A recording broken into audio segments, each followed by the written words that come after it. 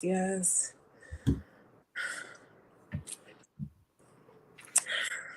And we are live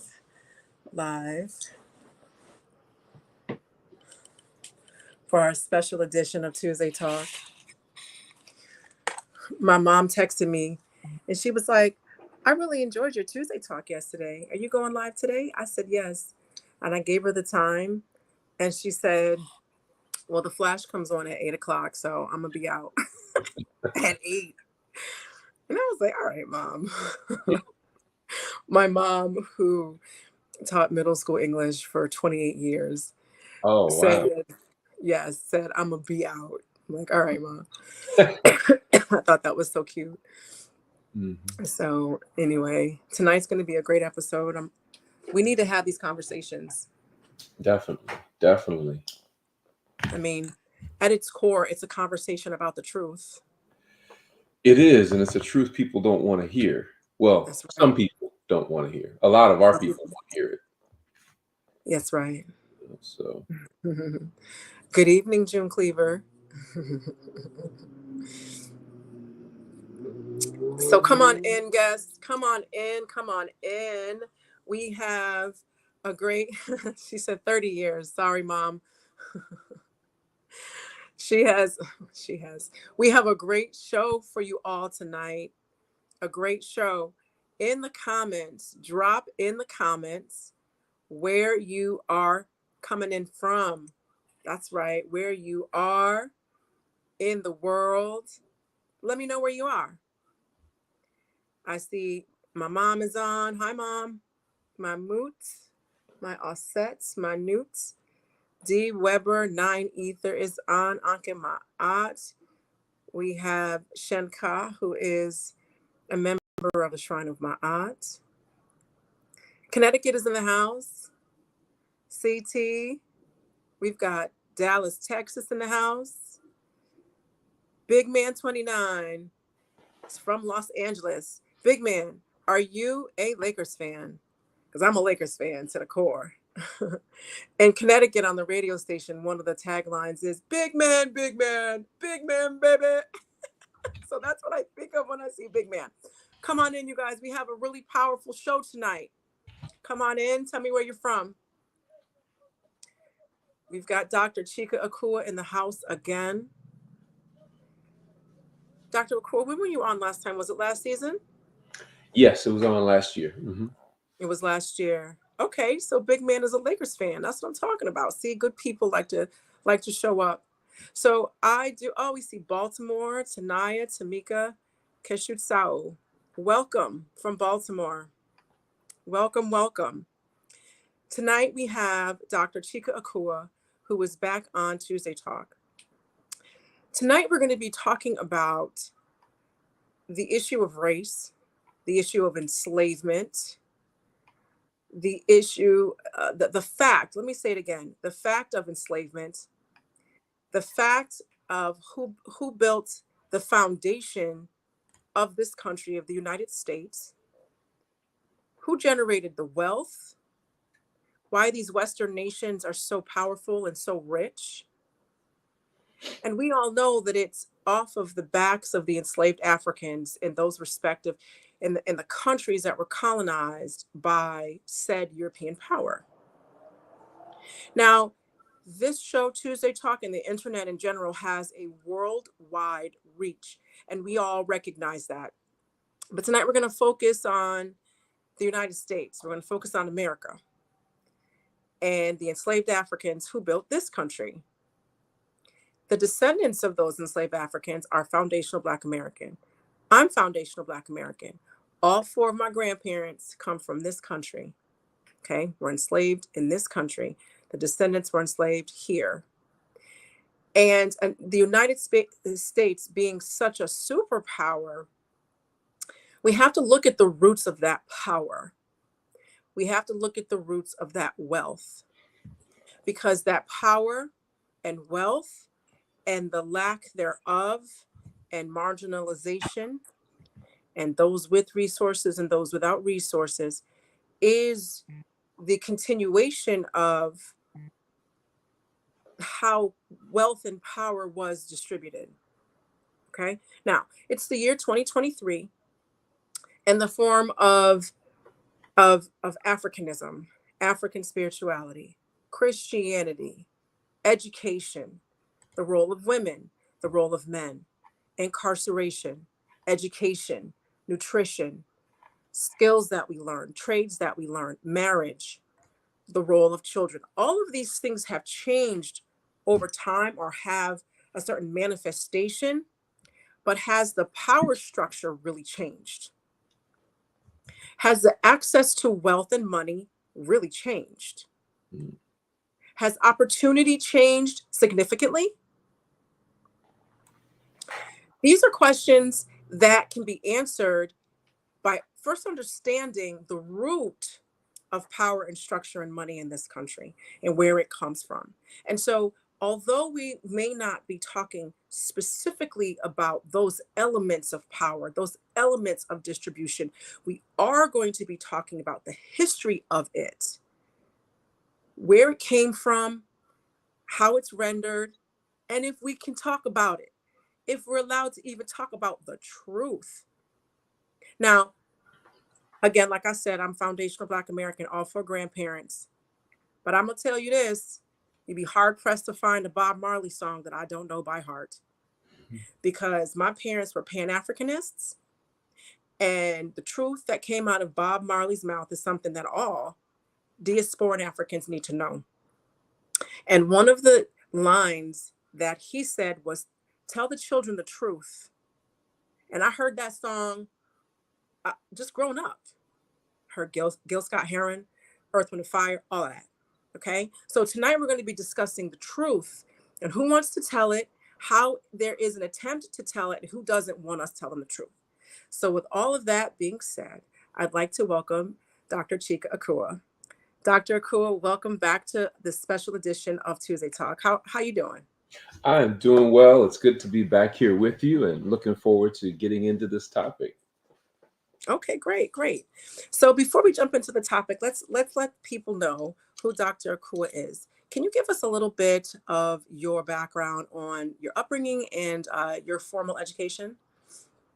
Sure. I was born and raised in Toledo, Ohio, and I am the last of 5 children, which gave me an interesting perspective on the world because my older sister and brothers took very good care of me and insisted that there were certain things that I knew. Um, I went to Hampton University, one of our great HBCUs, for undergrad. I did my master's degree at Clark Atlanta University and my doctorate at Georgia State University. In the process of my education outside of college and graduate school is as significant as my education inside the academy. Um, I came along in undergrad at a really pivotal moment in the midst of the African-centered education movement. So I was deeply influenced by the research and scholarship and practice of Dr. Asa Hilliard, and later on, actually had an opportunity to be initiated by him into the Jegna Collective, which was an African educators think tank. I'm also an intellectual child of Nana Dr. Joyce King, who is the Benjamin E. Mays Chair of Education and Policy at Georgia State University.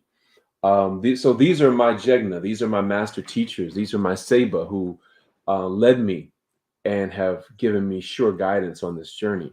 Also deeply rooted in the work of Nana Dr. John Henrik Clarke, Ivan Van Sertima, Tony Browder, Malefi Asante, and many of the African-centered scholars whose voices have provided clarity for our situation here in America and around the world. That's right. So that's a little bit about my background. In terms of my profession, I am a teacher transformation specialist and a leadership strategist to urban schools, nationally and internationally, and colleges and universities. And I'm an assistant professor of educational leadership at Clark Atlanta University. Okay, thank you for that. Thank you for that. So we have a guest here who definitely knows about education and the impact of education. So we're going to jump into the 1619 project, I'm going to give you a general overview of it, and then we're going to get into the details. Okay, for those of you who might not know. The 1619 Project is a long-form journalism endeavor developed by Nicole Hannah-Jones, writers from the New York Times and the New York Times Magazine, which aims to reframe the country's history by placing the consequences of slavery and the contributions of foundational Black Americans at the very center of the United States national narrative.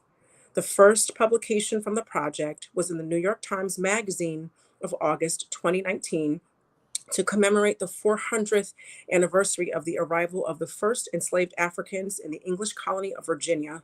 These were also the first Africans in mainland British America, though Africans had been in other parts of North America since the 1500s and before, because we traveled this world before anyone else, period. The project also developed an educational curriculum supported by the Pulitzer Center, later accompanied by a broadcast article, live events, and a podcast. Historians, journalists, and commentators have described the 1619 Project as a revisionist historiographical work that takes a negative view of traditionally reverenced events and people in American history, including the patriots in the American Revolution, the founding fathers, along with later figures such as Abraham Lincoln and the Union during the Civil War.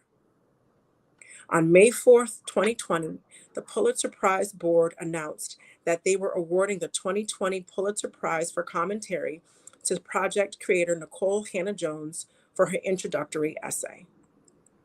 So that is a brief general overview of the 1619 Project.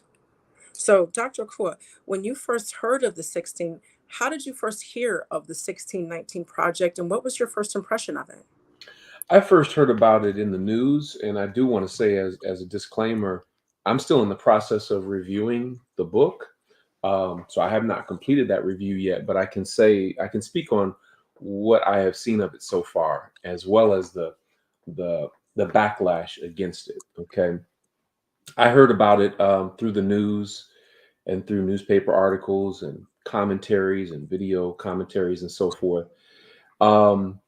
And found that it was refreshing to a lot of us, and then it was it was terribly troubling to those who were against it. And one of the reasons that it was terribly troubling to those that were against it is because the 1619 Project attempts to reframe the national narrative. And anytime you attempt to reframe the narrative of white triumphalism, then that's going to cause some serious problems with those who are patriotic to that notion, that want to elevate and celebrate their ancestors who literally committed genocide against our ancestors. And so those who are the descendants of those that were killed and maimed and murdered and so forth, part of the whole purpose and project of miseducating us is to make us valorize their heroes as if they're our own. That's But right. Black people and other people are waking up and realizing that these are not our heroes. We will not celebrate them. And not only that, we're going to tell you the truth about them and really start, coming against that. But as I said, anytime you try to reframe the national narrative of miseducation, you're going to run up into some serious problems. All of our scholars that have done that and have faced that. But I do want to say that Nicole Hannah-Jones and the scholars that she has organized, she certainly paid the price for publishing this piece, to the point of death threats and all sorts of unthinkable things. And so we definitely want to, congratulate her and thank her for the efforts that she has made to put this out into the public, to help us to better understand the origin of things. And I think in reframing the founding of the United States, taking it back to 1619, puts the onus of our enslavement, even more of it, on the nation, and sets up an even greater conversation for reparations. And I think that's one of the big fears as well. Mm-hmm. They're ultimately going to be held accountable for what their ancestors did and for what they continue to benefit from. Hmm. So, it's interesting. When I was preparing for this, I thought about reparations as well, because by acknowledging the consequence and benefit of enslavement, and by acknowledging who benefits and how this country has this intrinsic power built into everything that makes up the United States, including the history that is taught or continue to be taught, in our schools. If there's this acknowledgement of what enslavement was and its consequences that still permeate today, it's like a linear line going forward to the present, and going directly to reparations. Because if you've wronged a group of people so deeply, so economically, so culturally, so historically, there has got to be some reparations to that, especially since there are other examples of reparations that the United States has paid to groups of people when they've been wronged.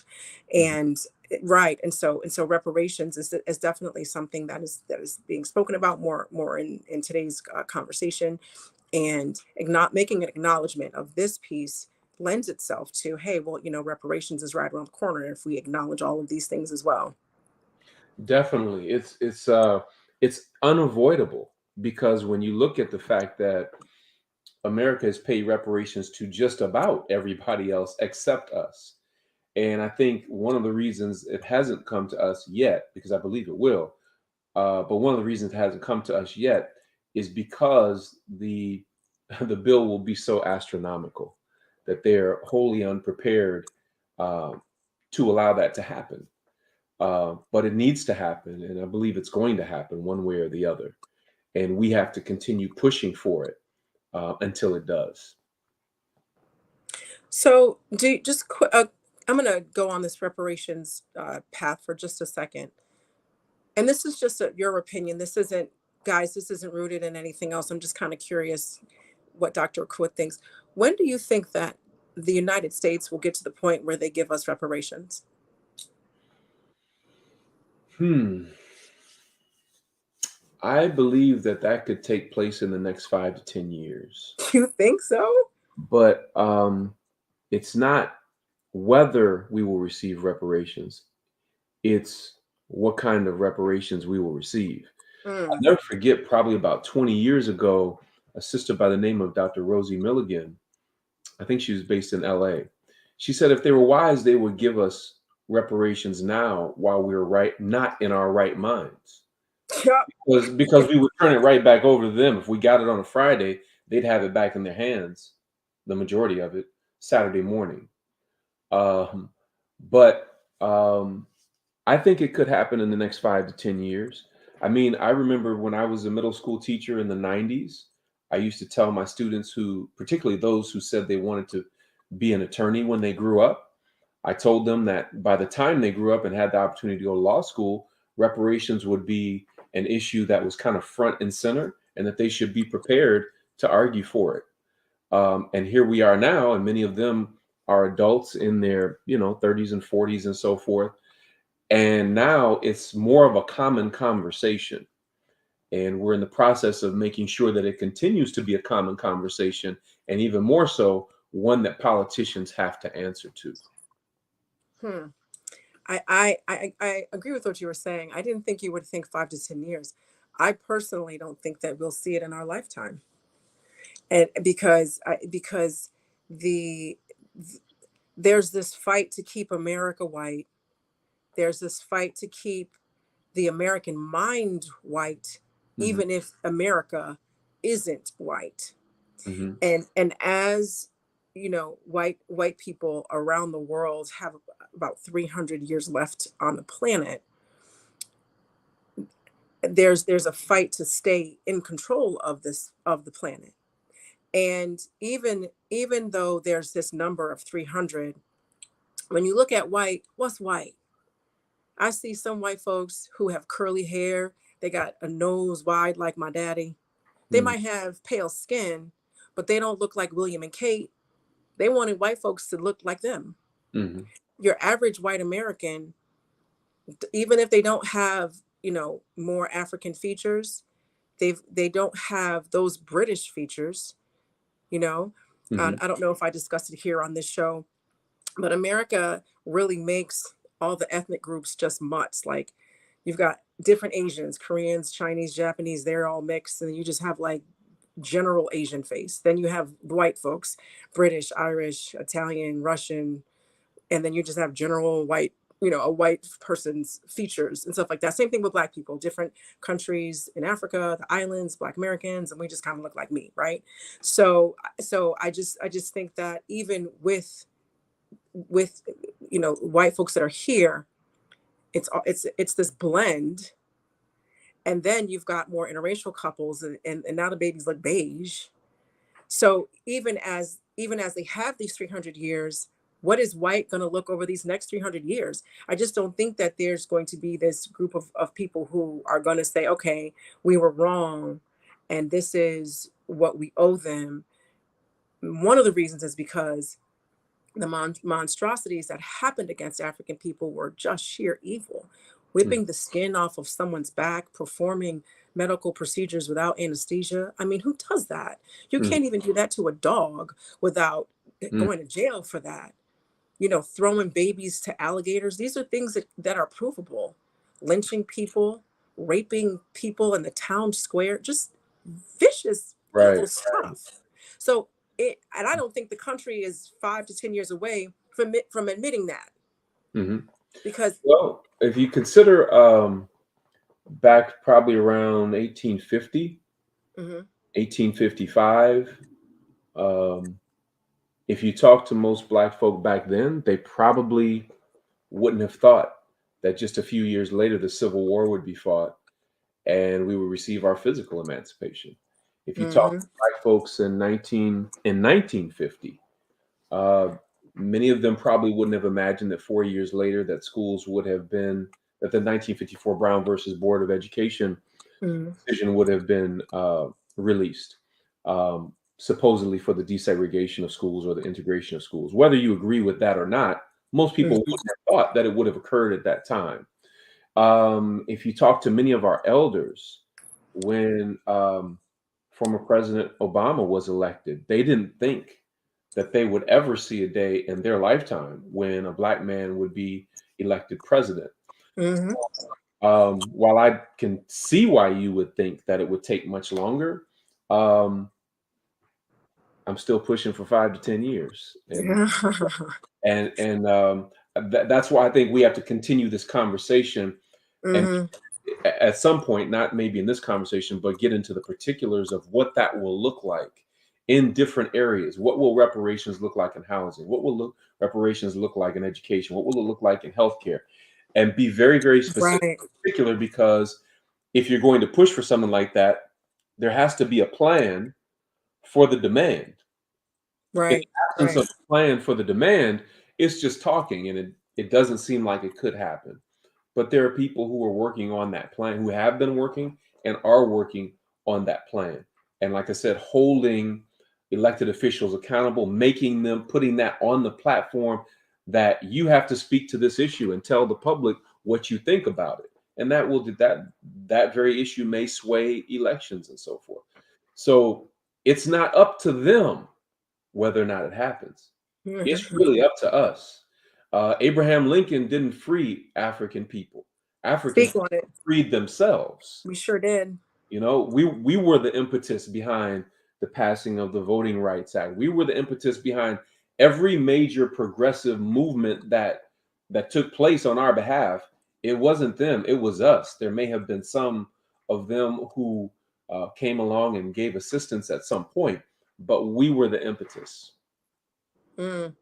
You know, in giving that historical timeline, I could see how reparations is closer than we think it is. And I have a couple comments in here. And again, we should probably just have a separate conversation on reparations. Jason Holmes said Gucci and Louis would get it all back, which is basically what you said. While we still out here buying Louis and Gucci and those eyelashes and following every trend that's on Instagram, and fighting amongst foundational Black Americans, Caribbeans, continental Africans, just distracted by just nonsense. And Give that's us why the money now we have to be ready to receive to it. receive it, and Mhm. and until there's a shift in the frame of mind and knowing who you are, it would be almost detrimental for us to get it, because we're gonna give it right back, and then where would we be? And again, like I said before, having Pan-African minded parents and growing up like that, when I hear Africans, continental, Caribbean, Latin American, and foundational Black Americans arguing, I just want to beat them all like I'm their mama. Like, what are you doing? This Mhm. is dumb.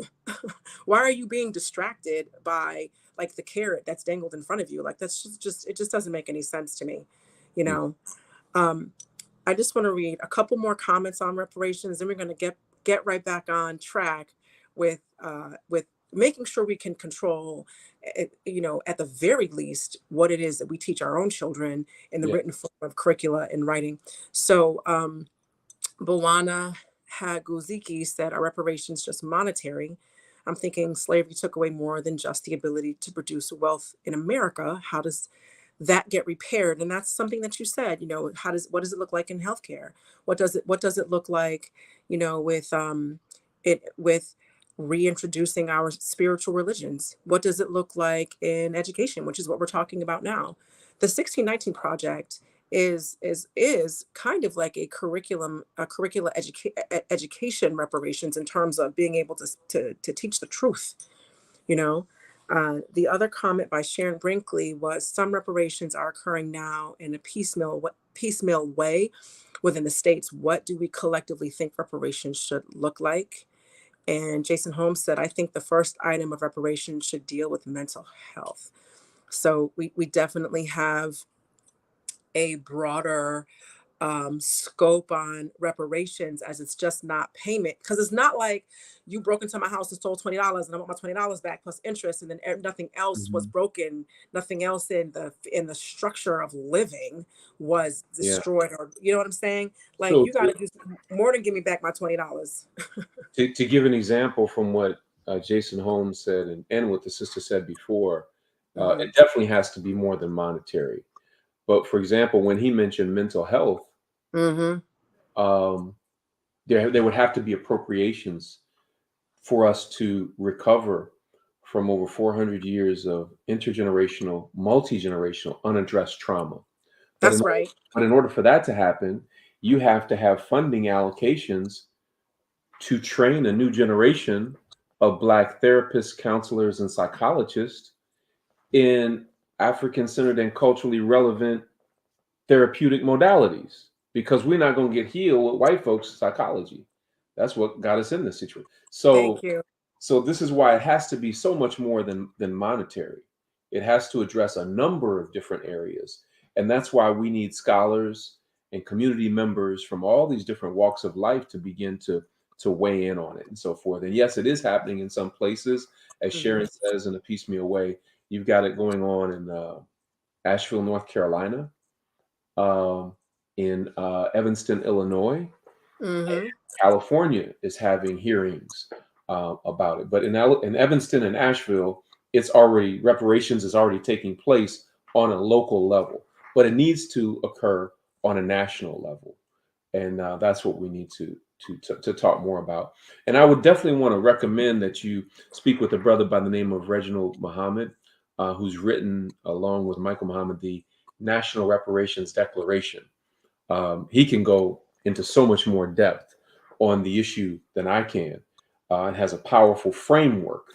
Both of them Hmm. have a powerful framework for that. Interesting. Looks like another edition of Tuesday Talk is just reparations, what Definitely. it looks like and all of that stuff. And along with counselors and therapists, I'm gonna say teachers. You Yes, know, I in the education realm, Yeah, we don't just have a shortage of Black teachers. We need to raise up a new generation of teachers who have been taught in our tradition that's right. and in our methods to bring out the brilliance within our children, so that they know how to release the genius in Black children. That's a whole different type of preparation than what's available now in most of the schools of education that train pre-service teachers. So there has to be funding allocations for that. So this is why this is why I'm agreeing with the sister earlier. It will not just be monetary. It can't just be monetary, Hmm. because it wasn't just a monetary theft. Hmm. It was a theft of our minds, Right, right. bodies, and everything, history and everything else. Yes, yes, this is definitely something that we're going to continue to discuss. So getting right back to the 1619 project, can you give us some of the information that you've studied and that you know of the 1619 project, and why is this particular this endeavor so important and so controversial? Well, again, kudos to Sister Nicole Hannah Jones, for organizing this and for having the moral courage to put it out into the public space, to make people answer and be accountable to many of the things that she's sharing. When it first came out, my first thought was, um, our story doesn't begin in 1619, as you mentioned earlier. That's Uh, right. our story goes back thousands of years, whether you want to go back to the African continent. And for many of us, it started right here in America thousands of years ago. So when we read the work of, for example, Dr. David Imhotep in his book, The First Americans Were Africans, where he gives specific archaeological proof that the African presence in America goes back at least 53,000 years. So it's very interesting when ignorant people, when talking about issues of race and culture and so forth, and somebody ignorant will say, "Well, why don't you go back to where you came from?" Well, I'm here. My people came from here, and some of my people came from Africa. So the question is, where will they go back to? So that Straight was the up. first thing that I thought of when I saw the title, the 1619 Project. So our story doesn't begin in 1619, but Hmm. I understand and appreciate what she's trying to do in reframing the national narrative that America didn't begin in 1776 with the signing of the Declaration of Independence.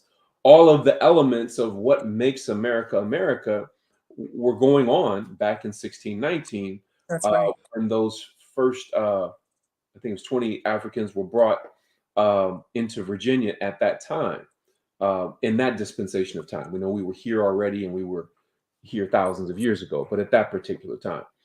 So I appreciate what she's trying to do to reframe the national narrative and Mm. look at it through the lens of critical race theory.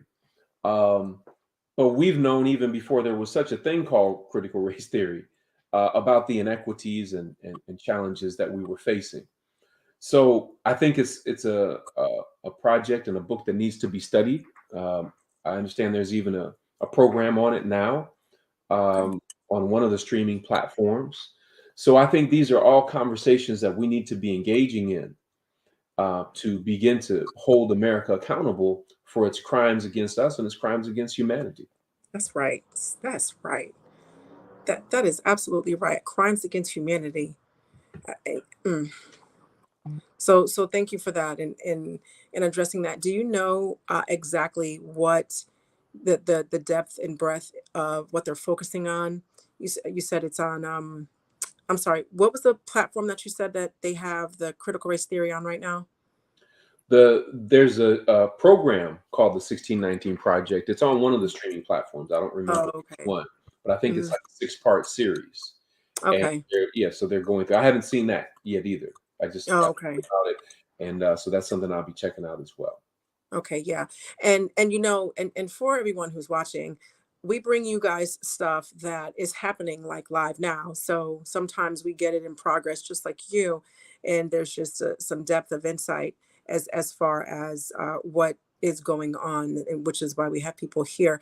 So, she was also given a Pulitzer Prize for it, which stirred up lots of controversy because the people who are against critical race theory, besides what we know what it is, they don't want to admit how savage they were to other human beings, that their ancestors were that savage. Because, in my experience, this is kind of a sidebar, but also yet inclusive of the response to the 1619 Project, is this: if Kareem Abdul-Jabbar is your father, You're probably going to be tall because it's in your genes.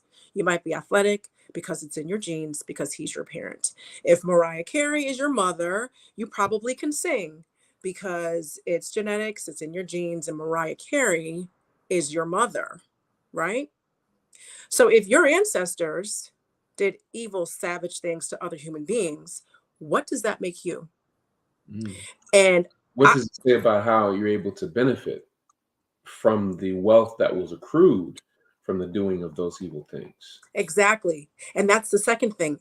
Not only what does that make you, because you are genetically related to these people, you benefit from that savagery. Mm. So what does that make you? What does it make you? Your choice. Because you can't help who your parents are, who your people are.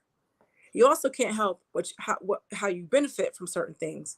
But if you aren't taking the time to say, I benefit from that, how am I going to adjust my life so that I don't continue to contribute to that? And people don't ask themselves those questions.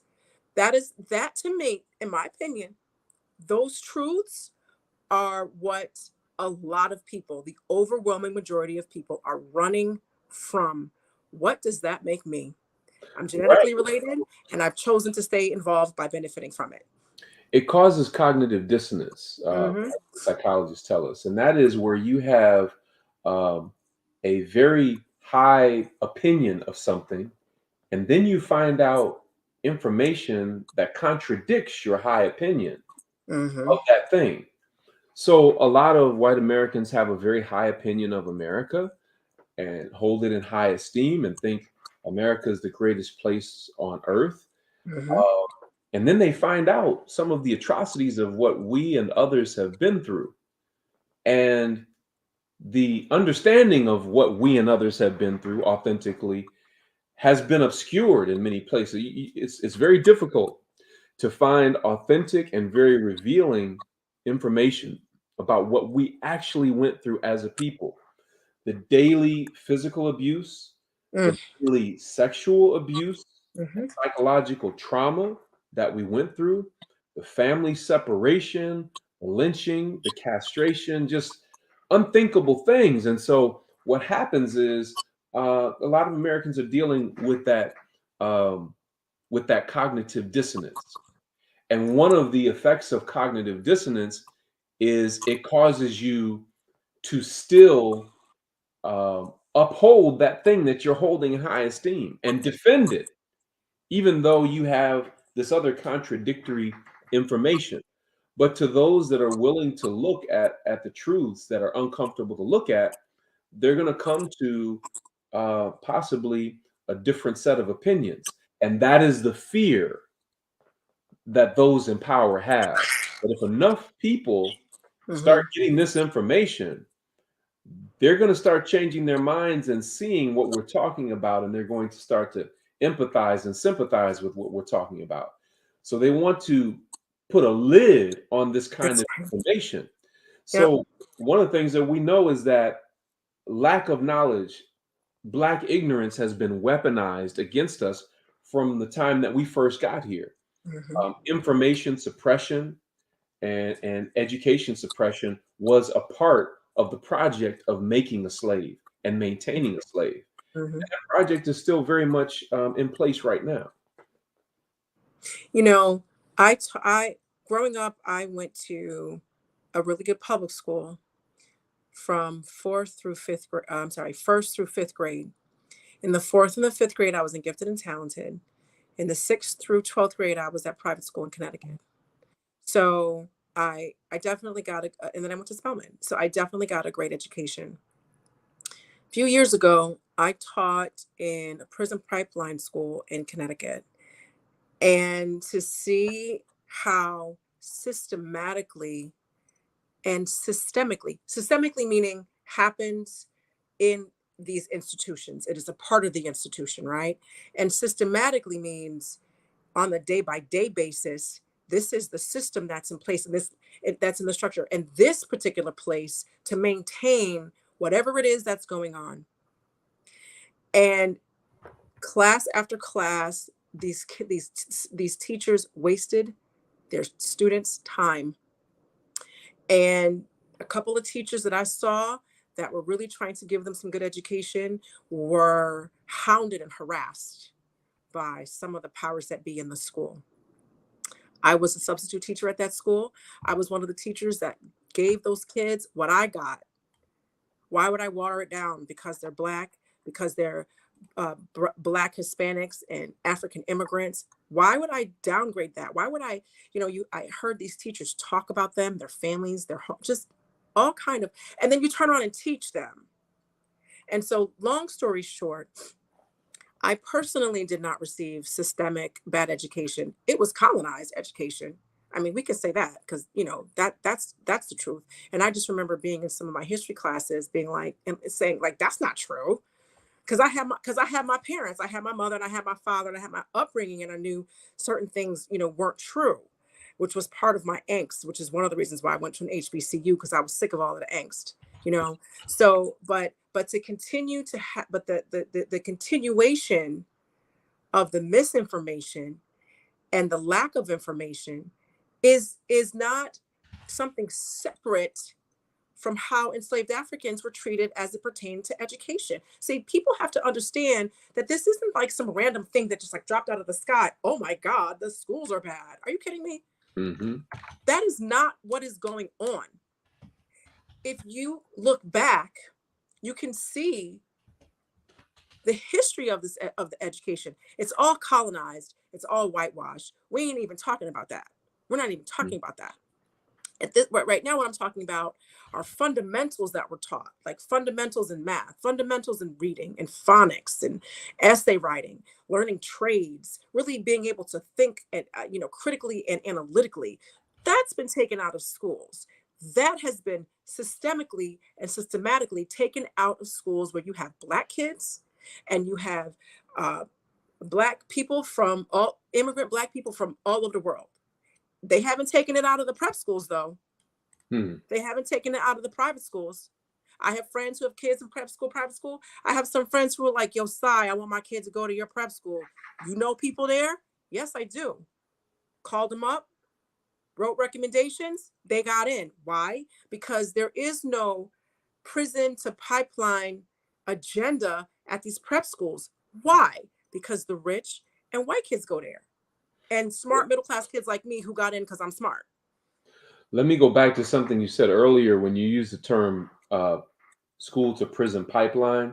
Mm-hmm. We're trying to help people to reframe that language to say preschool to prison pipeline, because there's data that shows that it is preschool, that as young as 3 years old in preschool, our Black boys are being targeted.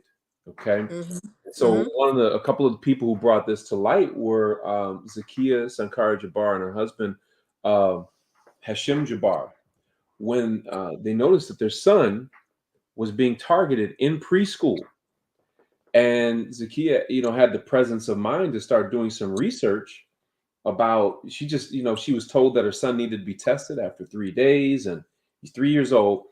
And so when she started doing research, she began to see that there was more to this than met the eye. She came across Jawanza Kunjufu's work on countering the conspiracy to destroy Black boys, and later found out that in the state of Ohio, where she was at that time, that I think it was almost 100% of the students who had been suspended in preschool were Black boys. How are you suspending somebody in preschool? So they helped to found Racial Justice Now, which influenced policy for them to change the law in Ohio that you cannot suspend a preschool child. So you asked the right question. How do you suspend a child who's in preschool, right? And so there's a lot behind this. So it is, in fact, the preschool to prison pipeline. And I just finished writing and releasing a special report for the Wayfinder Foundation, and it's called Dismantling the Pre-School to Prison Pipeline Through Black Literacy and Education for Transformation. And what I've done is I put that in the chat box. I think it's so that you can see it. So you'll have to make it available to everyone else. Yep, it's right there. Yeah, if you go to wayfinder.foundation, you can download that report for free. It's no charge, but it's very revealing when you see the history of how the prison industrial complex was brought into being on our backs, how it how it completely decimated our families and communities as they were building wealth for themselves. Thank you so Mhm. much, Yoga Girl Sai. That's somebody else that posted that just now? No, that's me. I That's teach you. yoga, Okay, yoga girl I'm Sai. sorry. That's Okay. okay. That's Yeah, me. so definitely please circulate that. We literally just released it this past Saturday Mhm. in Washington, D.C. And we're going to be going around the country and having these forums in communities around the country to inform our people of what's going on. But again, everything that we've been talking about, and really everything on your show in general, is information that we are not supposed to know Mhm. and that we're not even supposed to desire to know or even know that it exists, given the level of miseducation and brainwashing that took place during and after our physical captivity. That's right. Yeah, so the purpose of our miseducation was to take us so far away from these cultural realities that we wouldn't know and wouldn't want to know. There's an African proverb that says, not to know is bad, but not to wish to know Mm. is Mm. worse. Yep. Right? So I'm not gonna call anybody out in my life, anybody black who doesn't wish to know. When I was younger, I don't know if y'all know, but I have some Sekhmet energy. And for those of you who know the story of Oshun, I have Oshun energy. But if you really know both stories, you'll know I'm saying the same thing. I'm gonna just drop that nugget and you can go do your own research. Okay. Grow again, Pan-African parents. I always knew Santa Claus wasn't real. I always knew Jesus was black. And I always knew Africans were the first people on the planet. I knew that so early in my life. I do not remember my parents telling me. I just knew it. Of course, you're not born knowing anything, but I just knew that. Okay. My mom was very matter of fact. She was like Claire Huxtable. I always use her as an example in describing how my mother, comports herself and how she raised me. All right. So when you see something that doesn't make sense and you do your own research, then you find the facts. Mhm. So these are the facts, right? So these are the facts. And for a long time I didn't understand why black people would say certain things, do certain things, behave certain ways, look for acceptance with groups of people that don't want to be with them, that don't want them there, or the only way that you could have a whole lot of white friends or be in white spaces is if you allowed them to mistreat you and say whatever they wanted to say, call you the N-word whenever. That wasn't me. I was like, that's not happening with me. As a matter of fact, the first semester I was at my prep school, this guy called me the N word. And I asked my mother the equivalent of the N word for his white ethnicity. And she told me, and I was ready for him because I had told the art teacher she didn't do anything. I told the middle school headmaster he didn't do anything. That's when I asked my mama. She told me. And the next day in art class, we were sitting on our benches and I looked him straight in the face because I was ready for him because I ain't scared. He called me the N word. I gave him his respective European N word equivalent. And I said it loudly enough so all the white kids in the class knew I got one waiting for you too. This was like the first week of class. Mhm. And I went through that school for 7 years and I never had anybody get in my face on some nonsense because they knew I got something waiting for you. I Mhm. was friendly. I had friends. I was a varsity athlete, all of that. But you're not going to play me. Right, right. Now, over the course of my life, not just at school, over the course of my life, I have seen Black people so weak, needing white approval. And I did not understand why. It took me to be an adult, to initiate in the shrine of Ma'at, to become a priestess, to have Anika and Jabari, and mainly Anika, check me when I wasn't doing what I was supposed to be doing as a priestess. Some people want to be priests and priestesses. They don't understand you're going to get checked. It's going to be humbling, Mhm. humbling. All right. And so, but I respect both of them. I know their process. I knew them before I was even initiated, and they live the life they say they do. Right. Mhm. So, because I'm listening to them, I started to understand why people do the things they do. And in effect, I'm doing the same thing as those Black people who need white approval. I'm going to explain why. When you look at the savagery, when you look at it, people respond in the way that works for them. And some people are like, I'm gonna just go over on their side and be nice, and maybe they'll be nice to me. I'm gonna tolerate what they say and do, and I'm just gonna find common ground, and we only talk about certain topics or don't go so deep, and then boom, I can live a good life, right? I can have a whole bunch of friends, we can go to the bars and kick it. That's how that person can handle it. Then there's people like me. I ain't having it. I'm gonna call you what you calling me. I'm gonna tell you the truth, or we just ain't gonna be friends. And that's how I feel comfortable, excuse me, dealing with it. And so it taught me some compassion for people who really don't have the strength and who have cognitive dissonance against the facts.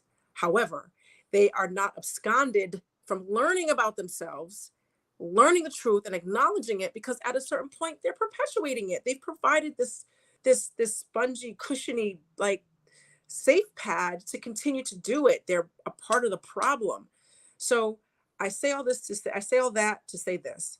For those people who, you have family members you love, you have friends you love, you meet people on the street, you see people minding their own business coupled up in a way that you question, have some compassion for them, because all of this is very difficult to really kind of wrap your mind around, that human beings do this on a regular basis. And for our lifetime, we're most likely going to continue to see this happen as all of these, it's like the scab has been ripped off and the blood is gushing up. Hmm. And we're gonna keep ripping these scabs off. They're gonna keep trying to put them, and we just gonna keep ripping them up. And that's what we're dealing with in this time. Now, again, I was raised by parents who spoke truthfully to me. I'm speaking truthfully to you. If this is landing a little hard, then just brace yourself and accept the fact that it's real. But I really think that we should have some compassion. We're not absconding their responsibility, but just understand it from a different perspective, that everybody's doing the best they can living in these really crazy times. Just kind of wanted to say that a little bit. Sure. Um, I think it's important that we understand that a big part of our work is not seeking other people's acceptance. I know that's Uh, right. That's That right. this is so very important for us to understand that. What we need to do is seek acceptance amongst ourselves and be clear about what our narrative is. That's right. If we are in um, communication with those outside of our community, it is incumbent upon us to show up as who we are, being who we are, with power and strength, and make other people adjust to our presence rather than us constantly having to adjust to their perspectives and their presence. But yes, you're right. There are so many who have been miseducated with injected oppression, so much so that they seek that acceptance from others. And if they can somehow convince white folks that white folk are in fact racist, or that something is in fact unjust, that they've won a battle of some sort. But the reality is, we have to understand who we are, and as I said, show up in our presence and in our power.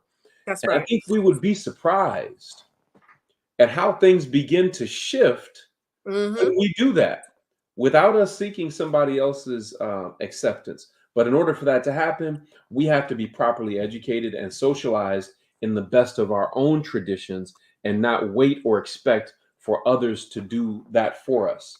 Because even the most well meaning among them cannot do for us what we must do for ourselves. That's right. I gotta speak on this. I gotta speak on this. We are the ones who are going to save us.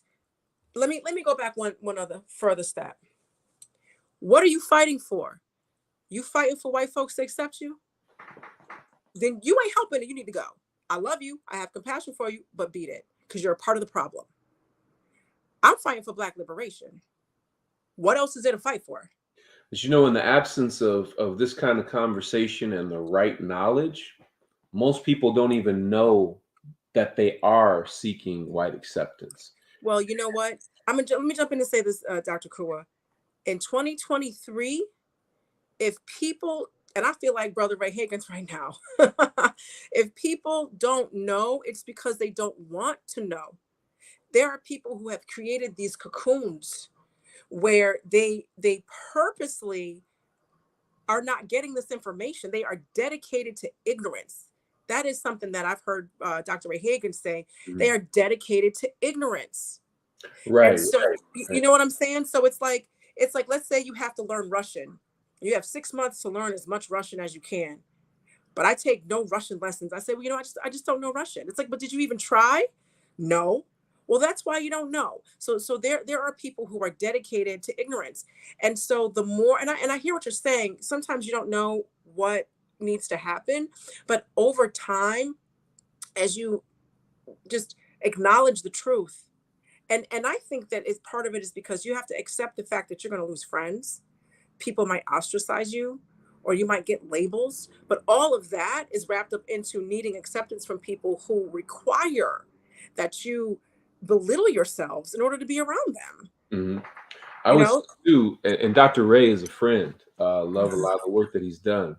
Uh-huh. Say as a teacher, I feel the responsibility to teach and tell the truth wherever possible.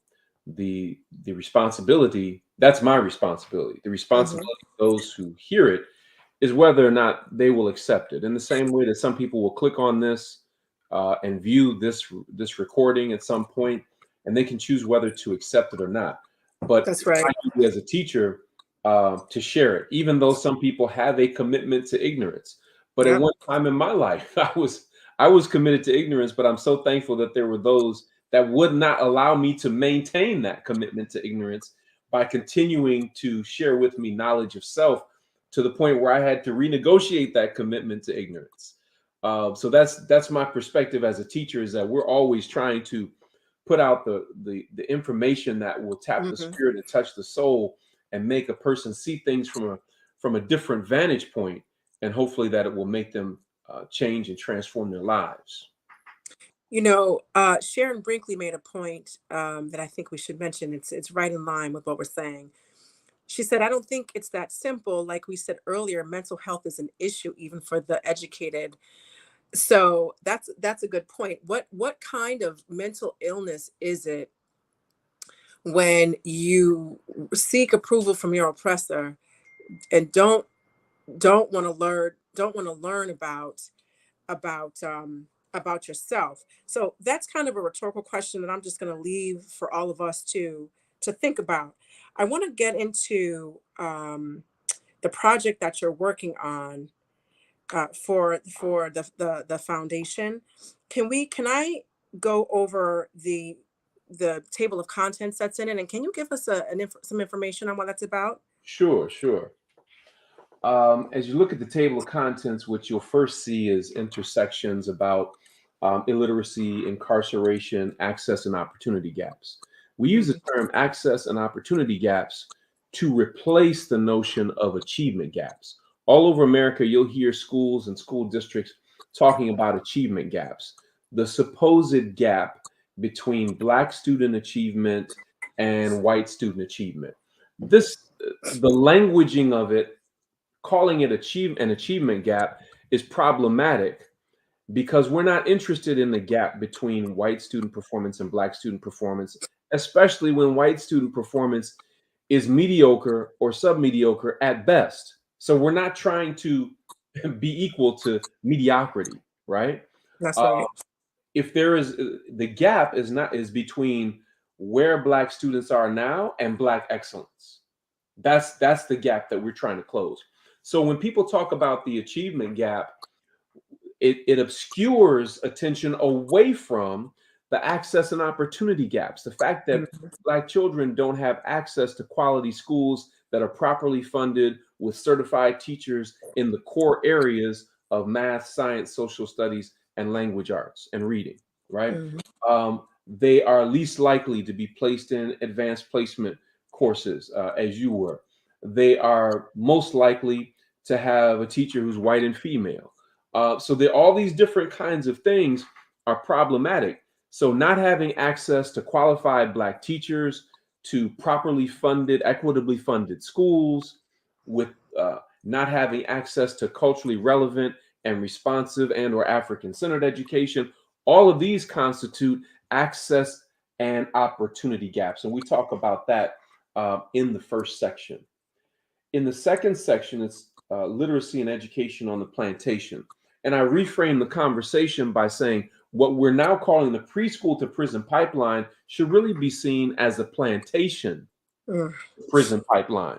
Because once the Civil War was fought, and Africans were emancipated, and then the 13th Amendment was passed and so forth, the white terrorists, unified very quickly and rallied to make sure that they would be able to find those captive Africans and recapture them, because they still needed a labor class to produce their cotton and their tobacco and all of their other cash crops and so forth. And so they did that by creating a plantation to prison pipeline. So we talk about that and how that plantation to prison pipeline is really what led to the creation of what today we call law enforcement.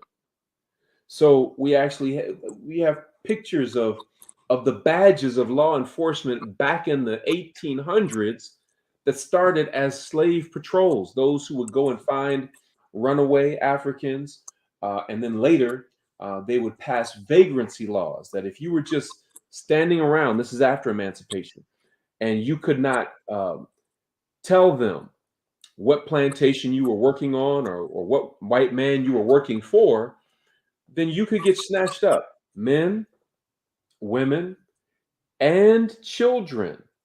There were children who were captured and placed into this system, which went on all the way up to 1940. Upwards of 800,000 Black people who were trapped in this system. Okay. So imagine the trauma of a mother or a father finding out that their child had been captured, never to be heard from again, and placed in this system. Imagine the trauma of a child finding out that their mother or father had been captured and placed in that system, never to be heard from again. So this is why I say we're dealing with multi-generational, intergenerational, unaddressed trauma. We talk about the plantation to prison pipeline, Black literacy, and how Black illiteracy and ignorance was weaponized against us and is still being weaponized against us. We talk about the funding disparities, and how those disparities, what monies go to predominantly Black schools. Our public schools today are more segregated than they were back when the 1954 Brown versus Board of Education decision was made. So, and because they're segregated in that way, it's easier to channel a lack of funding into those spaces. I'm not arguing that our schools should be completely integrated. I'm not, and one of the challenges was our children were bussed out of schools where they were loved and nurtured by Black teachers and leaders. That's right. They were bused to white schools where they were terrorized daily. And so we're saying that you shouldn't have bused Black children. You should have bused equitable amounts of money into the Black community. So there are a number of things we talk about that. We talk about an example of when there was competent, strong Black leadership advocating for African-centered education in public schools and making it happen, outperforming the state. That leadership and those systems were systematically dismantled. And so we use Detroit Public Schools as a case study to demonstrate that, and how that system was completely dismantled. And it was over a bond initiative that was over $1 billion in the hands of Black leaders in Detroit. And when white folk at the state level saw that money, the state immediately swooped in, took over the schools, and dismissed the current school board and put another board in place of their people to control that money, under the guise that they were trying to improve the schools. But the schools were already doing well and outperforming the state average. So there's a lot of different things at play, a lot of moving parts that our people are not aware of, that when you see how this preschool to prison pipeline has been constructed and how it's daily in effect, how the funding inequities are going on, and the cultural identity theft is happening to our children every day, the more that we know about this, then there's the more that we can do something about it. So I cannot impress upon people enough to please check out this report and circulate it as widely as possible. And we may be coming to your city or your community very soon to have one of these forums to discuss it. Awesome.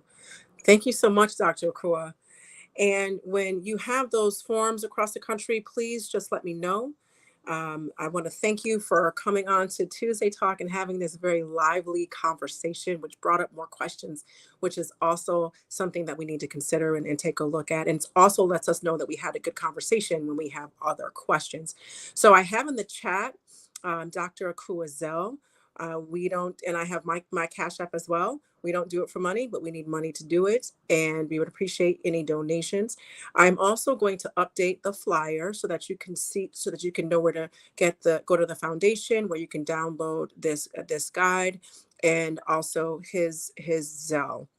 So thank you so much. Really, Dr. Akua, it's always great to have you here. And thank you so much to everyone who shows up for Tuesday Talk, even when it's on a Wednesday. I really do appreciate it. And I will see you next Tuesday. Mwah. Shema Ma'at. Peace and blessings, Hotep.